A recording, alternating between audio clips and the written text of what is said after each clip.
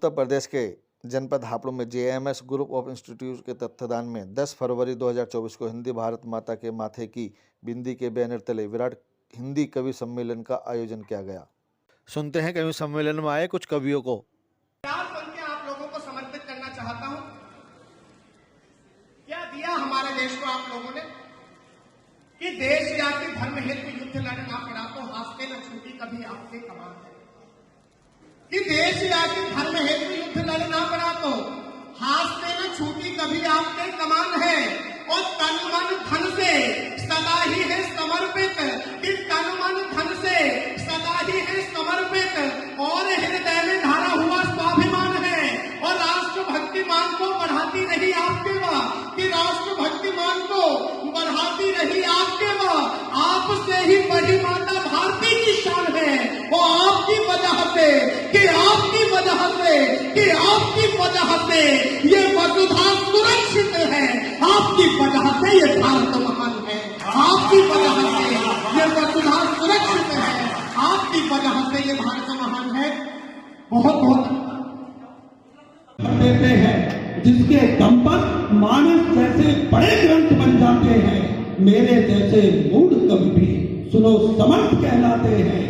विद्या की उस देवी का मैं पहले वंदन करता हूँ। यहाँ उपस्थित समस्त जनों का मैं अभिनंदन करता हूँ। आप लगोगे सभी झूमने, वो रसधार बहा सकता हूँ मैं, लेकिन जिसने इस कविता को मंचों पर लाकर खड़ा किया, संस्कार के इस पौधे को सींच कर बड़ा किया, जिसने इस कविता की खातिर जीवन बर्फ जला डाली, जिसने इस कविता की खातिर पूरी उम्र लगा डाली, उनके त्याग समर्पण का उपहास नहीं कर सकता हूँ। इसीलिए मैं मंचों से बकवास नहीं कलम कवि की अगर चलेगी, वीरों का सत्कार करेगी, कविता अपने पूर्वजों का वंदन बारंबार करेगी। कविता बेटी है तुलसी की, इसने अलग जगाई है। कविता ने संघर्ष किया है, महलों से टकराई है। धर्म युद्ध में अर्जुन को कविता साथ दिया करती है। घर में घुसकर के दुश्मन को कविता मार दिया करती है। दिनकर पंत निराला जी की ये कुटिया आवाज रहेगी।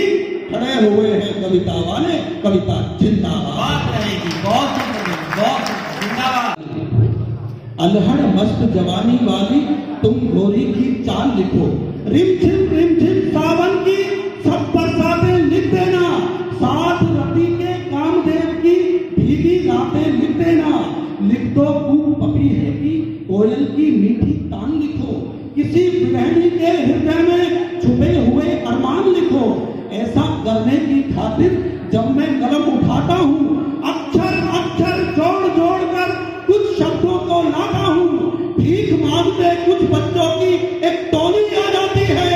चुने गए मेरे शब्दों को आकर के खा जाती है। भीड़ दिखाई देती है कुछ मजदूर किसानों की, जिन्हें नौकरी नहीं मिली है, उन मायूस जवानों की। भ्रष्ट व्यवस्था की ड्योढ़ी पर कैसे मंगल द्वार लिखूं, दिल कहता है एक बार फिर मैं केवल अल्लाह।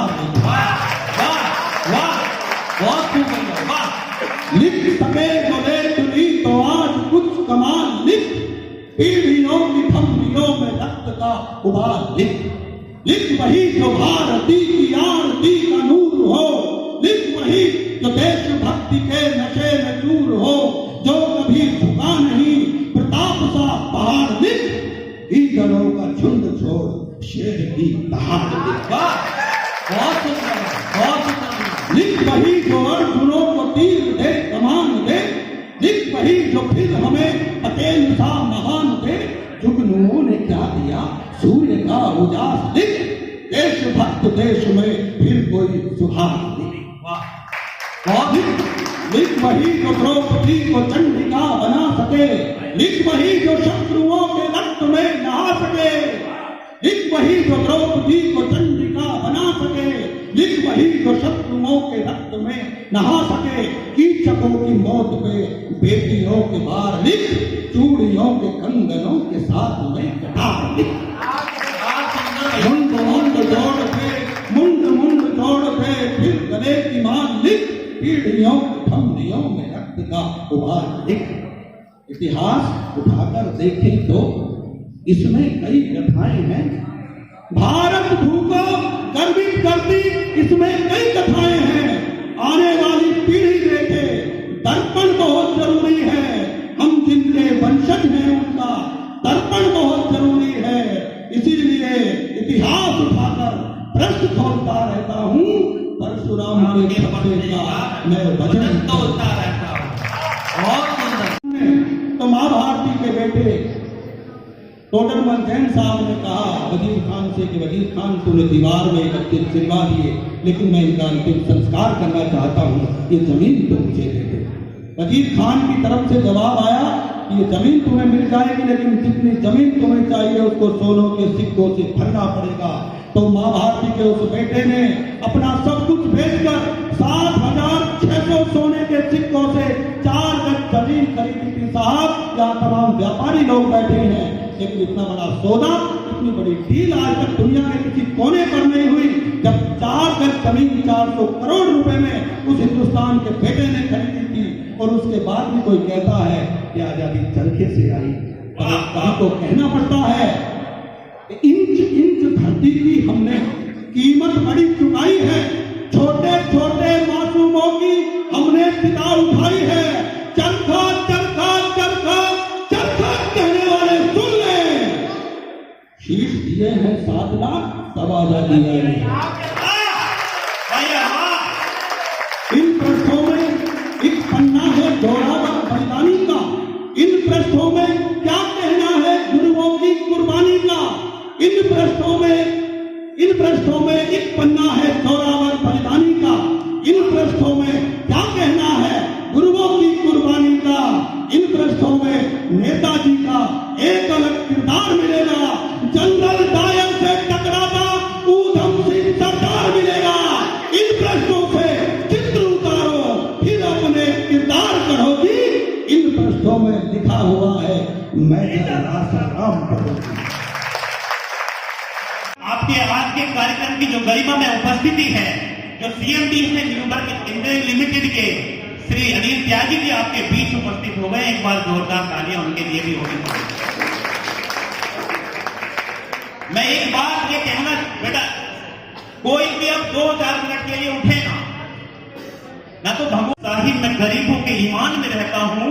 मैंने पूछा रब से अपना पता बता दे, बोला मैं लोगों की मुस्कान में रहता हूं। क्या कहने भाई वाह। ये संस्कृति ये संस्कार बदले कैसे साहब। हमारी पीढ़ियों के आइडियल बदल गए।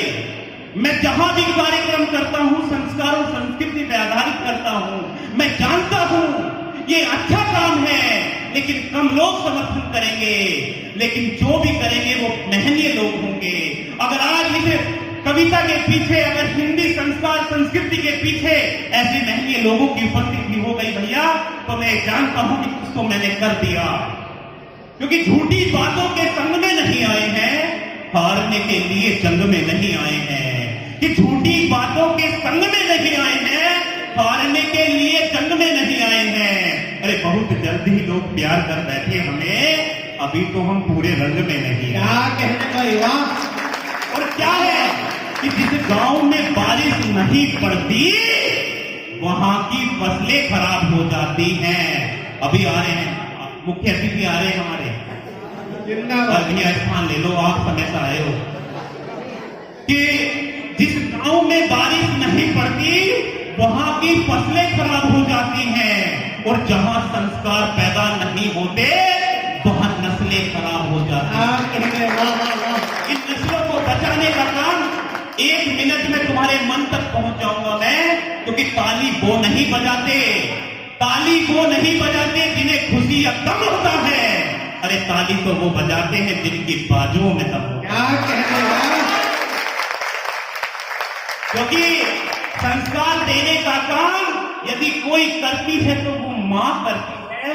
बच्चों पूरी बात को मत समझना, लेकिन उस मां के लिए 1 मिनट में आपसे पूछता हूं, याद करो दिनों को जब हम छोटे हुआ करते थे, मां के साथ चौके में बैठकर खाना खाया करते थे। जब भी हमने इधर उधर देखा माँ ने नमक का डिब्बा हमारी तरफ सरका दिया।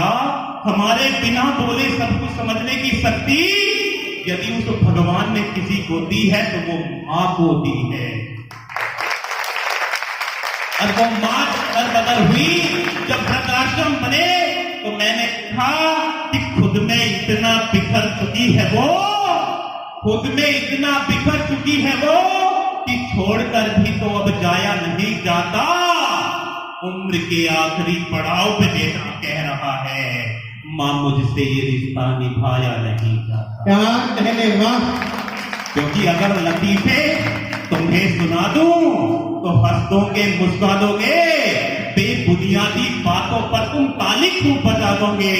लेकिन जिन लोगों ने कविता को मंचों पर लाकर खड़ा किया, संस्कार वाले इस पौधे को सींच सींच कर बड़ा किया, उनके त्याग समर्पण का उपहास नहीं कर सकता हूं। इसीलिए मैं मंचों से बकवास नहीं करता। जानता है कौन बनता है सैनिक? आपके परिवार से आने वाले बच्चे सैनिक बनते हैं कि वो वही मिट जाएगा, ये वो सैनिक जानता है। लेकिन फिर भी वो सरहद को भगवान मानता है, देवों की पूजा उसका बलिदान है। परिवार से बड़ा उसके लिए हिंदुस्तान है। क्या कहने वाह। अरे क्या भगवान, अरे क्या भगवान, क्या हरा रंग है इस गगन के लिए। एक सैनिक जान दे देता है वतन के लिए। अपनों के लिए कभी जिंदा नहीं होता, अपनों के लिए कभी जिंदा नहीं होता। मर भी जाए तो उसका परिवार शर्मिंदा नहीं होता। और माँ की जब भी याद आती है तो वो घबरा जाता है। माँ की जब भी याद आती है तो वो घबरा जाता है। यदि वो हौसला दे तो चट्टान से भी टकरा जाता है। पर एक ऐसे बेटे की कहानी सुनाता हूं। अभी इसी महीने की घटना थी, आज से 4-5 साल पहले, कि 15 उस बेटे की, राजस्थान का वो बेटा था जिसकी 15 मार्च को शादी थी। वो अपनी माँ से बोलकर गया था, माँ मैं 28 तारीख को आऊंगा, अपने पसंद की साड़ी लेकर आऊंगा। माँ तू अपने पसंद की साड़ी मत खरीदना। 28 तारीख को तो वो बेटा नहीं आया। 15 तारीख को पुलवामा अटैक में शहीद होने के बाद जब उसका शरीर टुकड़ों में बंटकर आंगन में आया तो उसकी माँ तड़प गई, बोली है बेटे अरे तू तो बोल कर गया था साड़ी लेकर आऊंगा, अरे तू तो तिरंगा लेकर आ गया। यदि उस पार्थिव शरीर में अपनी माँ से बोलने की ताकत होती तो 1 मिनट के लिए आप सब ध्यान देना, वो पार्थिव शरीर, तू कहती थी ना मुझसे कि तू जल्दी आना, तेरी शादी करूंगी। अरे वादा जो मैंने तुझे किया था भूला नहीं था। अरे सोच मुझे भी था कि मैं शादी करूं, लेकिन और कहीं तो की तरह फांसी पर झूला नहीं था। पर माँ तू फिक्र न कर, मैंने अपनी शादी रचा ली है, इस देश की सरहद ही अपनी दुल्हन बना दी है।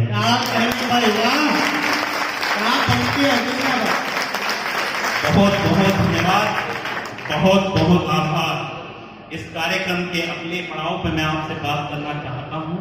हमारे पास जो शायर के रूप में है, बस इनको वो कुछ बात कहूंगा जो मैं अक्सर कहता हूँ। संतों की चरण धूल भी चंदन है अवध में। क्या है अवध में? संतों की चरण धूल भी चंदन है अवध में। आतुर यहाँ दर्शन को भी जन जन है अवध में। आतुर यहाँ दर्शन को भी जन जन है अवध में। सदियों के बाद लौट के आए हो अपने घर। हाथ खोलना दोस्तों। सदियों के बाद लौट के आए हो अपने घर। दशरथ के लाडले तेरा वंदन है अवध में। दशरथ के लाडले तेरा वंदन है अवध में। और एक प्रसंग बताता हूं आपके बीच, सुनिएगा। कान्हा के दिल का हाल वंशी भट्ट से पूछिए। कान्हा के दिल का हाल वंशीवट से पूछिए, सरयू का प्यार जाके उसके तट से पूछिए, सरयू का प्यार जाके उसके तट से पूछिए, करके वो पार राम को खुद पार हो गया,